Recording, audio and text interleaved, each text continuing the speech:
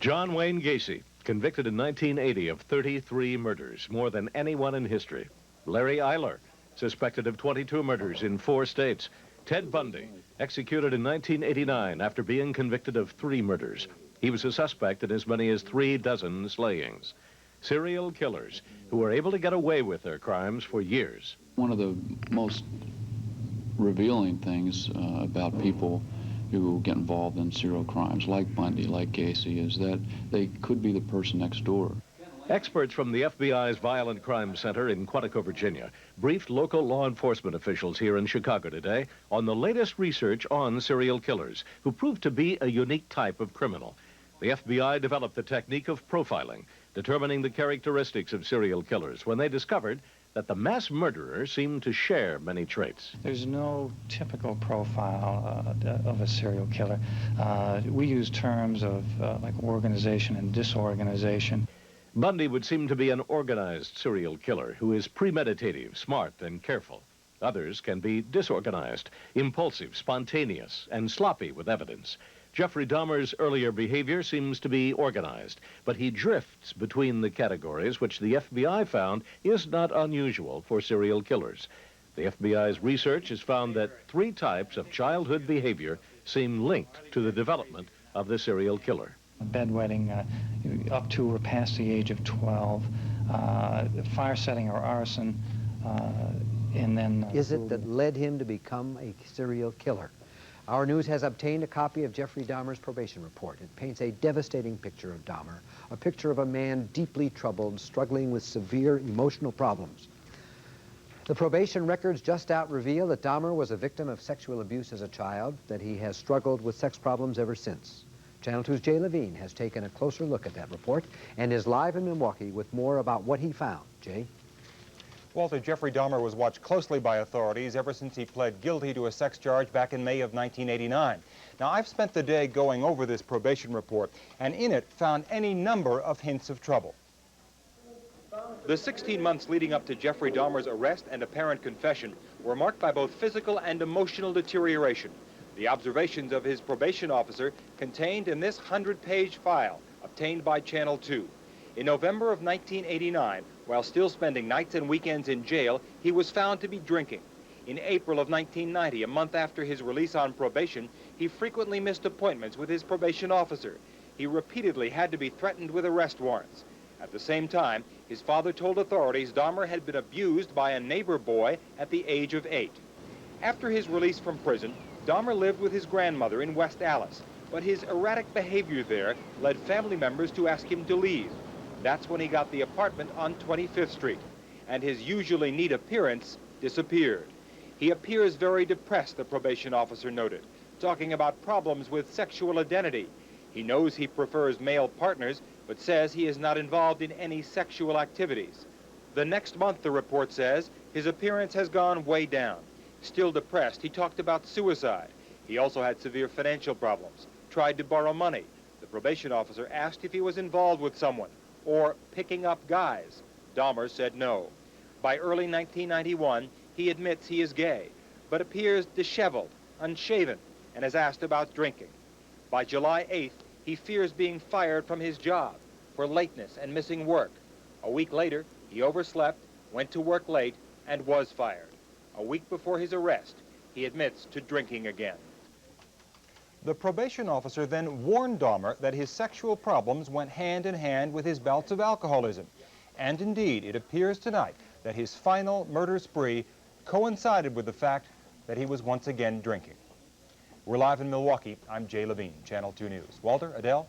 Jay, thanks. There is more grim evidence being unearthed in Ohio, where digging is underway again at the home where Jeffrey Dahmer grew up and where he says he killed his first victim more than 10 years ago.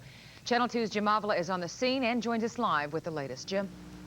Adele, we're live in Bath, Ohio, Jeffrey Dahmer's former boyhood backyard, where the digging continued all day long. Police say they're gathering more and more evidence and building what they say is an airtight case against Jeffrey Dahmer in the murder case of Stephen Hicks. But tomorrow morning, they're going to begin digging into the crawl space just to make sure that that man was the only victim that Jeffrey Dahmer buried here. Prosecutors say they have found enough evidence to prosecute Jeff Dahmer for murder in Ohio. For the second day, police have unearthed the carefully hidden remains of a body they believe is Stephen Hicks, a 19-year-old murdered in 1978. It appears that we have two humans. One appears to be from the clavicle and another rib. We have also found some small animal bones. What we thought was suspicious for blood in the room in which the murder took place some 13 years ago, with further testing, is not blood. It is not blood. Okay. At this time, we are setting up some more grids, primarily west of the house, and that's what we're working on presently. That blood that he was talking about was blood that was found on the upper floors. That was not blood, as he said, but there was blood found in the crawl space down below yesterday. That remains blood, and they do say that that is, in fact, where Jeffrey Dahmer mutilated his victim. We're live in Bath, Ohio. I'm Jim Avila, Channel 2 News. That question and others are being raised as experts study the Dahmer case in order to better understand the motivation of serial killers. Channel 5's Phil Walters is here with that story. Phil? Joan, documents obtained by Channel 5 News today indicate that Jeffrey Dahmer may have been sexually abused as an 8-year-old, and his father believes it deeply affected him. Experts, however, discount any single event creating a killer. The childhood abuse is mentioned in a probation report from last year in Wisconsin, where Dahmer was sentenced for sexual assault against a 13-year-old. Dahmer's father, Lionel, said his son had been abused by a neighbor boy at the age of 8, and added that may be the reason Jeffrey has a problem with sexuality issues. And it's hard to label certainly one item in someone's upbringing that now we can see why this person became a serial killer because of this one aspect. It's usually a group, a composite. Experts on serial killings meeting here in Chicago today, while refusing to discuss the Dahmer case specifically, were quick to discount any single traumatic event as turning a young man into a killer. It doesn't cause one to become a serial killer. Lots of people are abused as children and don't grow up to be serial killers or serial rapists. The FBI will be helping local authorities track the 7 years between Dahmer's admitted first killing in Ohio and what he claims was his second killing in Wisconsin. If you have someone of an adult, for example, who just disappears, maybe lives a high-risk lifestyle of some sort, and there is no body, we don't know if a crime has occurred, there's really not much we can do from a case investigative analysis standpoint to... The FBI does have a computer system to match the characteristics of unsolved murders with the known work of a given killer, but that system is incomplete because it is voluntary. Prosecutor Matt Chansey, who tried serial killer Alton Coleman, said he expects authorities now will start retracing Dahmer's life, visiting all the places he lived, even vacationed, and pull up unsolved missing persons cases in those locations. Joan, Thanks very much, Phil. We will, of course, have more on the Dahmer story at 6:30, including a protest against Milwaukee police and word of a warning from a Wisconsin judge who passed judgment on Jeffrey Dahmer years ago, a warning that turned out Dahmer investigation. Channel 5 News has learned that in 1988, when Jeffrey Dahmer was convicted of the sexual assault of a Laotian boy, court documents showed that the sentencing judge had some doubt about Dahmer's future. Quoting comments made by Judge William Gardner to Dahmer during sentencing, Judge Gardner said, "I'm really concerned that unless there's some type of substantial change in yourself, that you are going to repeat, because it's a drive. It's almost a biological urge you have." Dahmer responded, yes. The judge went on to say, "You've got to learn control. It may never go away, but your conduct has got to change." And while the search for bodies in Milwaukee is over, the controversy over police protection is not. It shall not be moved. About 36 people marched from Dahmer's apartment building to police headquarters downtown. They want police to be more responsive to people in trouble in their neighborhood. They cite police ignoring the plight of a 14-year-old victim, passing it off as just a spat between gay lovers. And tonight, police are investigating a potential link between Jeffrey Dahmer and the 1986 mutilation slaying of a man in Columbus, Ohio. 19-year-old David Hadaway's body was found dismembered back then in a trash dumpster. Dahmer attended Ohio State University in 1978, and police say he may have returned to the city from time to time. Chicago City Hall is taking steps to counter the city's rising murder rate. Channel 5's Dick Kay looks at what the city is doing and has reaction from those who are affected most. In the crawl space of serial killer Jeffrey Dahmer's childhood home, more than 50 bone fragments were found yesterday. They will be genetically tested to determine if they are indeed the remains of a hitchhiker Dahmer says that he murdered back in 1978. We are still going to allow the Milwaukee cases to go forward in their normal course, and then after they are completed at some later date, maybe not to their total completion, but at some later date, then we hope to have Mr. Dahmer back here in Summit County. A Milwaukee newspaper reports that Dahmer's father told his son's probation officer last year that Dahmer was sexually abused by a neighbor boy when he was 8.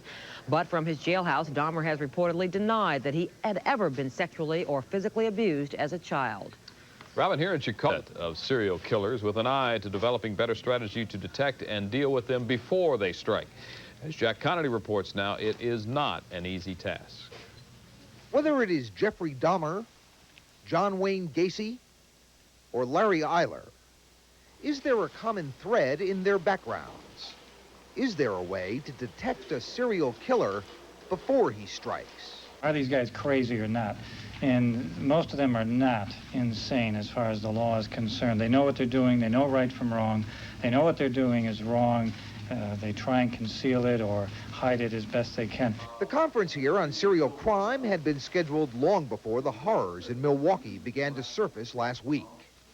But the Dahmer case does display certain characteristics of what the FBI calls organized killing, an apparent plan for execution as well as for the disposal of the bodies. And Dahmer himself appears on the surface to look and act normally.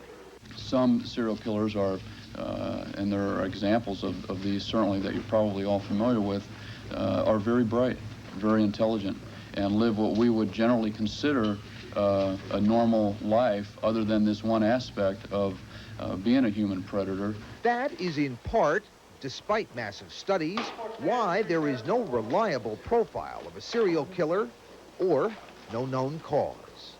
Jack Connolly, Fox News, Chicago. A group of Hispanic politicians that took place in the state of Ohio. Meanwhile, in Milwaukee, several dozen protesters marched from Dahmer's apartment to police headquarters as a show of support for Milwaukee's embattled police chief under fire from the police union over suspending 3 officers in connection with the case of Conorak Synthasamphone, a 14-year-old Laotian refugee Dahmer says he killed. The chief of police is doing his job. We ask that he not be afraid of the politicians, the association, the groups that are coming against him. We ask that he be the big boss man. Black neighbors of Dahmer say they called police May 27th to report the young boy, dazed and bleeding, was trying to escape from Dahmer. But the white officer wouldn't listen to them and instead accepted Dahmer's explanation that it was simply a homosexual lover spat returning the boy into the alleged killer's hands. The Milwaukee Journal, quoting unnamed sources, reported Wednesday recordings of police radio communications from that night reflected some, quote, unprofessional conduct and banter about the incident. An internal investigation into the matter is due to be finished. CNN reporting. There is now a report that Jeffrey Dahmer was sexually abused as a child. His probation records from 1990 indicate Dahmer was abused by a neighbor boy when Dahmer was 8 years old. That record also indicates Dahmer's father expressed concern that that early assault led to Dahmer's sexual problems now as an adult. For most of us, Jeffrey Dahmer is a headline or a lead story on a newscast. But for law enforcement officers, Jeffrey Dahmer is a lesson. What they learn from this case will help them the next time they have to deal with a serial killer. And at the Palmer House today, officers put their heads together on serial crimes. Jim Williams reports. The Milwaukee murders are the latest in a string of serial killings that have plagued the United States in recent years. In 1978, the bodies of 33 young men and boys were recovered from the north suburban home of John Wayne Gacy. Ted Bundy was electrocuted in 1989 for 3 Florida killings, and authorities say he may have committed 36 murders. And Larry Eiler has been convicted of 2 killings and is a suspect in 24 more. Panelists at this conference on serial crimes are here to share what they know about serial killers. Most of them are not insane as far as the law is concerned. They know what they're doing. They know right from wrong. They know what they're doing is wrong. They try and conceal it or hide it as best they can. FBI agents say there are two types of serial killers, organized and disorganized. Disorganized killers are often sloppy, don't plan their murders, and use whatever weapon they can find. Organized murderers are careful and methodical. And an organized killer would plan his killing. He would bring a weapon with him, most likely take that weapon away from the crime scene as well. Admitted serial killer Jeffrey Dahmer says he is murdered in Wisconsin and Ohio. Serial killers often commit their crimes in different parts of the country. The FBI has a computer network that encourages cooperation among the nation's 17,000 law enforcement agencies. And the way that works, these unsolved homicides come in, we've got a document that's filled out, we've got analysts that sit there to plug this in a computer. At the end of the day, when the analysts go home, the computer runs all the entries that were put in that day against all the other cases that are in there, and they print out the 10 closest hits. Law enforcement officials say one way to fight serial killings is to get a better profile of the serial killer. For that insight, investigators must go to prison and seek the cooperation of those convicted of such crimes. Jim Williams, WGN News. And it turned out to be a well-timed conference because Joan Esposito runs on vacation. Several new developments in the case of confessed serial killer Jeffrey Dahmer. A probation report reveals a sentencing judge's fears and Dahmer's troubled past.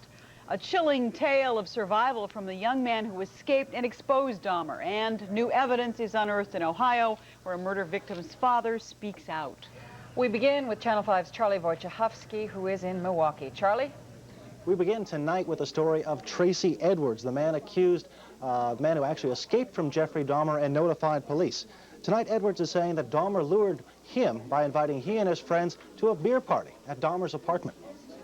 We've seen about 3 or 4 times. Seemed like an ordinary guy, you know. But Tracy Edwards quickly learned that his host wasn't an ordinary guy.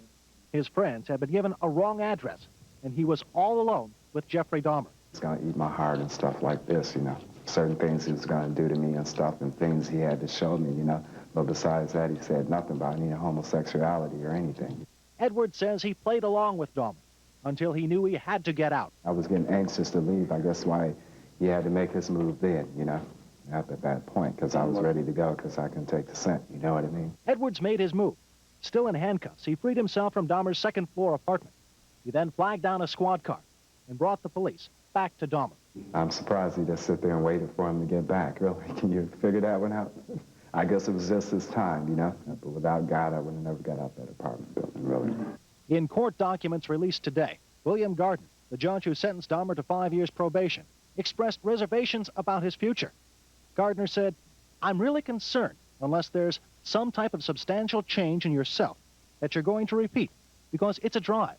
It's almost a biological urge you have." To that, Dahmer responded yes. The probation file on Dahmer indicates his problems may reach back to his childhood. In May, his father told a probation officer that Jeffrey, quote, had been abused by a neighbor boy at age 8. It may be the reason Jeff has problems with sexual issues. Also tonight, the Milwaukee Journal is reporting on the radio conversations between the officers who were involved in the young Laotian boy incident, the man who was seen outside of Dahmer's apartment and returned to Dahmer. The Milwaukee Journal says that the officers commented that they wanted to be deloused after that incident. Yeah, that's radio shorthand by the officers for dealing with an unsavory incident. The full report on that police matter is expected to be disclosed tomorrow. Reporting live from Milwaukee, I'm Charlie Wojciechowski. Back to you, John and Karen. All right, Charlie, thank you. And it seems that Laotian family has been victimized twice by Dahmer. From Milwaukee, Channel 5's Ray Suarez with a tragic story. A grieving family sits on the floor of a Milwaukee home, barefoot, shoes at the door, as is the custom in their native Laos. They came in November 1980, and the baby of the family, Konarak, grew up immersed in American culture. Now a candle burns at a Buddhist funeral shrine. Konarak is dead at 14, murdered by the same man who molested his older brother. Maybe he got mad at us that my other brother put him, in jail so the police can arrest him in that time, and then so he just follow up, okay, I know this guy, how his last name. Until this year, this block of neat single-family homes was Konak's entire world. His family says it's only after he started high school that the boy started to explore the wider Milwaukee. But now the teenager was free to hang out at the Grand Avenue Mall, where he met Jeffrey Dahmer, the man who had made his own brother a victim. But Konarak hadn't been taught to fear Dahmer because police told the family the man wouldn't harm them in the future. The police officer, they told us that they're going to put him away for good. And then he's not going to be able to be on the street, do this bad thing again. That's what they told us. Now a grieving father translates through his children his bitterness toward the man who killed his son, not toward America. The boy's picture smiles from a Buddhist shrine, which will help Konarak's spirit until there can be a funeral. This is his favorite, drinks, food, what kind of food he likes to eat. We do this every morning. Every morning we do this. Ray Suarez, Channel 5 News. In Bath Township, Ohio, today investigators found 2 more bone fragments. The bones are believed to belong to Jeffrey Dahmer's first victim. Dahmer told police he killed hitchhiker Stephen Hicks, dismembered him, then scattered the bones all over the property. This is the second day of the painstaking inch-by-inch search of Dahmer's former home. And the first day the victim's family has told its story. My first thoughts, quite frankly, well, initially was, well, he just was having a good time and it slipped his mind he's not coming home. That night I woke up in the middle of the night and checked his bed, he still wasn't home.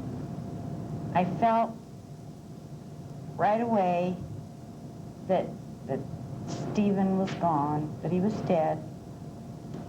But the third day, Stephen's birthday would have been June 22nd.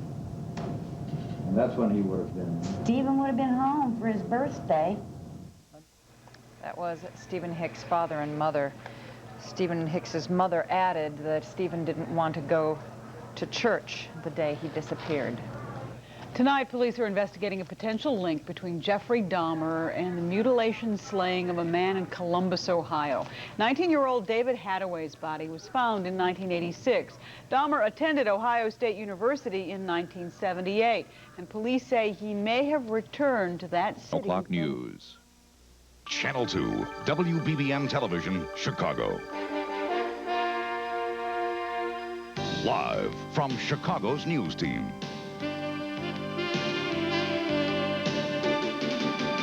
This is the 10 o'clock news.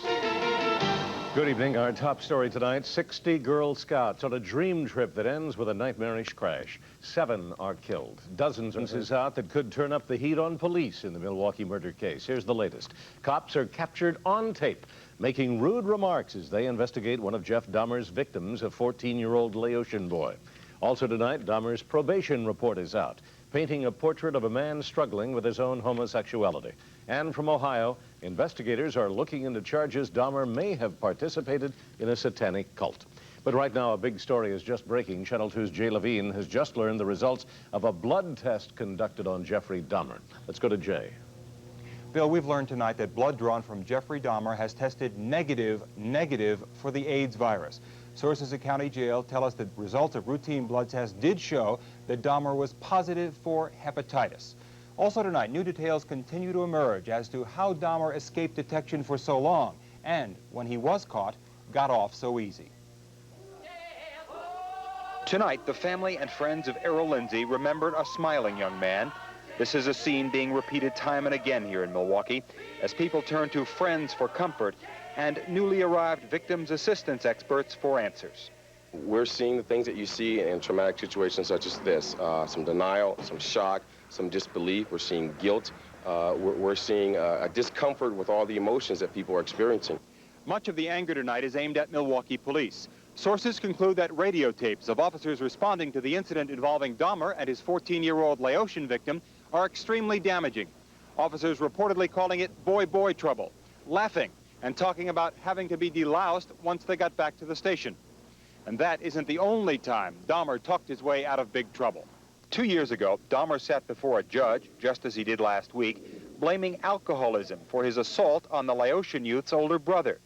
"This is a nightmare come true for me," he said. "Enticing a child was the climax of my idiocy. It's going to destroy me. I don't know what in the world I was thinking. I know I was under the influence. Yet 6 months later, according to this probation report, Dahmer was drinking again, bragging about consuming a bottle of Jack Daniels while on work release. He was out of jail in March. By May, the report continued, Dahmer appeared unkempt and unshaven. In June of 1990, he said he knew he preferred male partners, but said he was not involved in sexual activity. In July, the probation officer suspected he was picking up guys. Dahmer said no. By early '91, he appeared disheveled. A week before he was arrested, he says he overslept, went to work late, and was fired. He also admitted he was drinking again. More transcripts are due out tomorrow, transcripts of those 911 and police radio calls, which are crucial to the police investigation of how Dahmer slipped through their fingers back in May. Tonight, as those contents of the calls start to leak out, the exchanges between police and citizens, police and police, reveal at best unprofessional conduct. We're live in Milwaukee. I'm Jay Levine, Channel 2 News. Bill, Adele? Thanks, Jay. The probation report also includes a revelation from Jeffrey Dahmer's father that his son was abused by a neighbor boy at the age of 8. Tonight, Jeff Dahmer is denying that. In a statement to police, Dahmer says he was never abused sexually or physically as a child. Dahmer's lawyer agrees, saying he knows of no history of sexual abuse. Inch by inch, fragment by fragment, the Ohio connection to the Jeffrey Dahmer story is being pieced together tonight. Police now believe they have found enough physical evidence on the grounds of Dahmer's boyhood home to bring charges against him in Ohio. He's told police that's where he killed his first victim. Among the evidence found, more fragments of human bone, a fragment of a rib, a bit of a collarbone. Police believe they may be the remains of Stephen Hicks, who vanished in 1978. Other chilling memories from Dahmer's past are still very much alive in Ohio tonight. Memories of a prom date, a seance, and a ghost. Channel 2's Jim Avila tells us that Dahmer may have participated in satanic worship. Before there were bones in the backyard, there were ghosts in the bedroom. That's what Jeffrey Dahmer told high school friends. His only teenage girlfriend, seen with Dahmer just before their high school prom in 1978, says Jeffrey was a frightening young man. She'll never forget the party at his house where no food, no drinks were served. The only thing on the menu was a spiritual call to the devil. They decided to hold this seance, and I was brought up Catholic, and we were told you don't challenge the occult. The plan had been to call this guy that supposedly haunted his house. In fact, Dahmer's high school prom date calls him an oddball and never saw him again after the seance spooked her out of the house and out of the relationship. Some guy says, no, let's try to get Lucifer, that'd be even better. And the candle, all of a sudden, it snapped and sparked and popped, and I don't recall it looking like anybody blew it out. I didn't like this. I'm like, find the lights, I'm out of here now. Prosecutors are taking Dahmer's brushes with the occult seriously. Along with the human bones found on this property are dozens of animal bones. And police have pictures provided by neighbors of animals who were brutally sacrificed in Dahmer's huge backyard.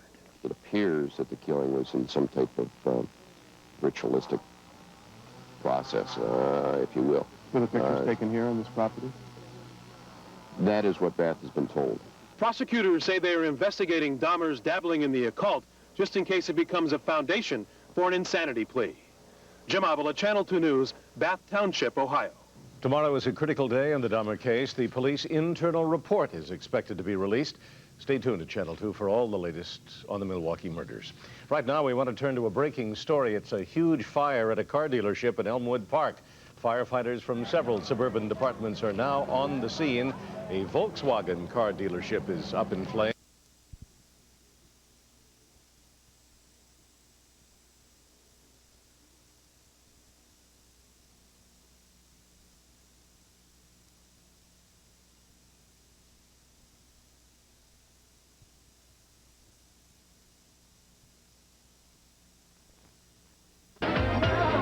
Much more tonight about the troubled background of confessed serial killer Jeffrey Dahmer. Papers released in Wisconsin and Ohio reveal some shocking secrets.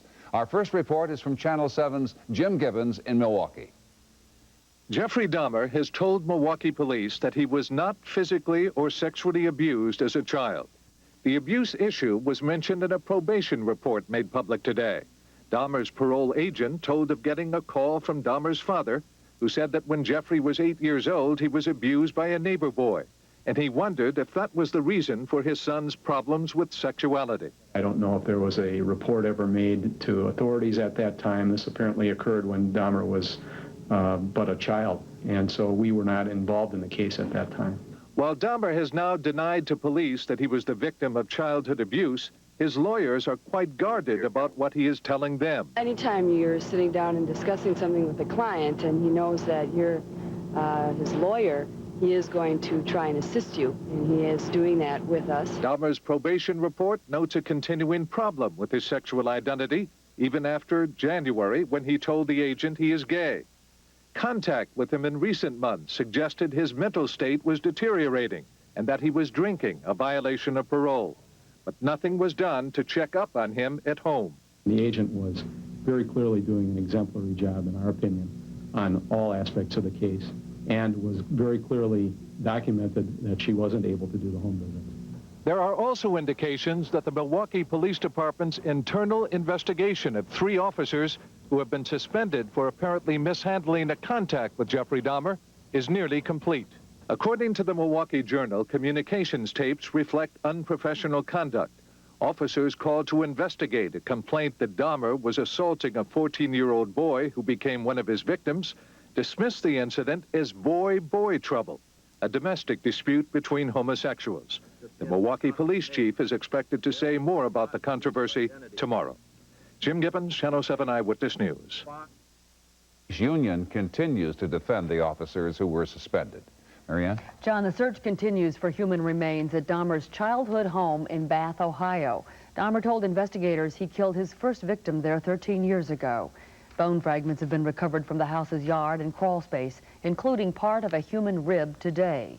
The remains are believed to be those of Stephen Hicks, who disappeared while hitchhiking in 1978. Hicks' parents talked to reporters for the first time today. Here's Chuck Gowdy. All these years I felt he was dead, because he'd have been home that night if something terrible hadn't happened. For 13 years, Richard and Martha Hicks have lived a parent's worst nightmare. The summer of '78, their son, 19-year-old Stephen, vanished without a trace. Now they know what happened to him. Hitchhiking along this rural Akron highway, Hicks was picked up by Jeffrey Dahmer. Dahmer, then 18 years old, brought Hicks back here to his family's home, where the two drank beer in this bedroom. When Hicks tried to leave, Dahmer whacked him over the head with a barbell, choked him, dragged him to this crawl space where he dismembered the body, buried it, later dug it up, and smashed the bones with a sledgehammer. For this father, the anguish of not knowing is now replaced by the pain of knowing. When 2 deputies came to the door to tell us that they had a positive identification from that young man, and it's just been a nightmare since then. I will get my wish, and in the near future, I will get my son back to Barry. A few weeks after Dahmer savaged Hicks here, we have learned he underwent a psychiatric examination as part of his parents' divorce proceeding.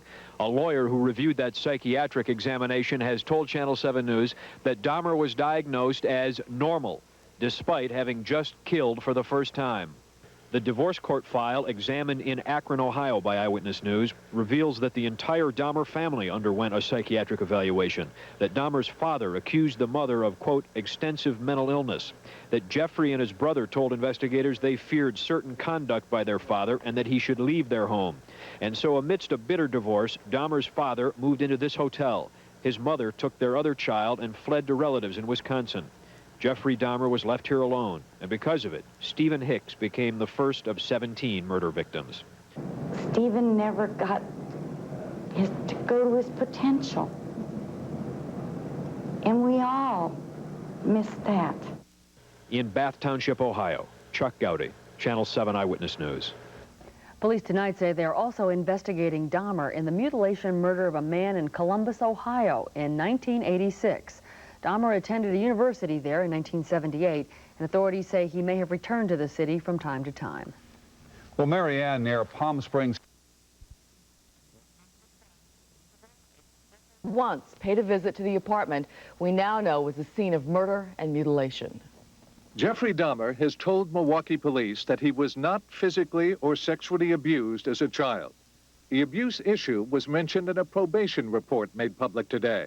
Dahmer's parole agent told of getting a call from Dahmer's father, who said that when Jeffrey was 8 years old, he was abused by a neighbor boy, and he wondered if that was the reason for his son's problems with sexuality. I don't know if there was a report ever made to authorities at that time. This apparently occurred when Dahmer was but a child, and so we were not involved in the case at that time.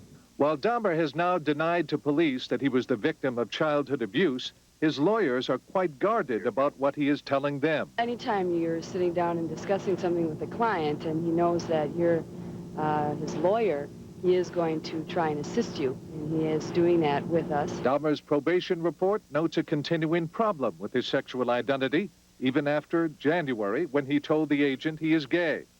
Contact with him in recent months suggested his mental state was deteriorating and that he was drinking, a violation of parole. But nothing was done to check up on him at home. There are also indications that the Milwaukee Police Department's internal investigation of 3 officers who have been suspended for apparently mishandling a contact with Jeffrey Dahmer is nearly complete. According to the Milwaukee Journal, communications tapes reflect unprofessional conduct. Officers called to investigate a complaint that Dahmer was assaulting a 14-year-old boy who became one of his victims, dismissed the incident as boy-boy trouble, a domestic dispute between homosexuals. Jim Gibbons, Channel 7 Eyewitness News. Milwaukee's chief probation officer says the department simply does not have enough officers or funding for home visits. That policy is now being reviewed. And Kathy, at Dahmer's boyhood home in Ohio, the search is still continuing this morning for the remains of a young man believed to be Dahmer's first victim. Stephen Hicks disappeared while hitchhiking to a rock concert back in 1978. And our Chuck Gowdy was there in Ohio as his parents talked to reporters for the first time. All these years I felt he was dead because he'd have been home that night if he had something terrible hadn't happened. For 13 years, Richard and Martha Hicks have lived a parent's worst nightmare. The summer of '78, their son, 19-year-old Stephen, vanished without a trace. Now they know what happened to him. Hitchhiking along this rural Akron highway, Hicks was picked up by Jeffrey Dahmer. Dahmer, then 18 years old, brought Hicks back here to his family's home, where the two drank beer in this bedroom. When Hicks tried to leave, Dahmer whacked him over the head with a barbell, choked him, dragged him to this crawl space where he dismembered the body, buried it, later dug it up, and smashed the bones with a sledgehammer. For this father, the anguish of not knowing is now replaced by the pain of knowing. When 2 deputies came to the door to tell us that they had a positive identification from that young man, and it's just been a nightmare since then.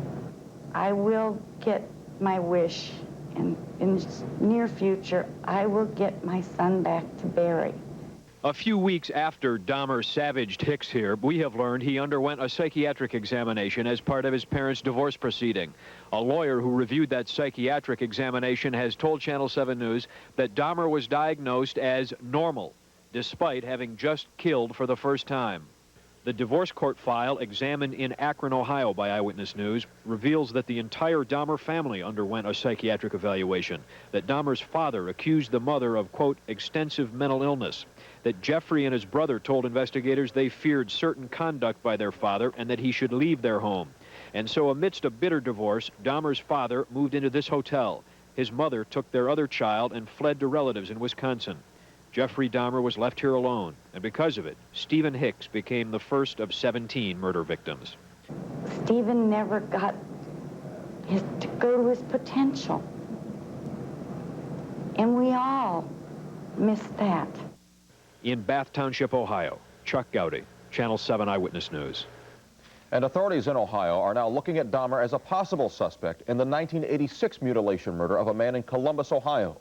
Dahmer attended a university there in the late 70s, and police believe that he may have revisited the city from time to time.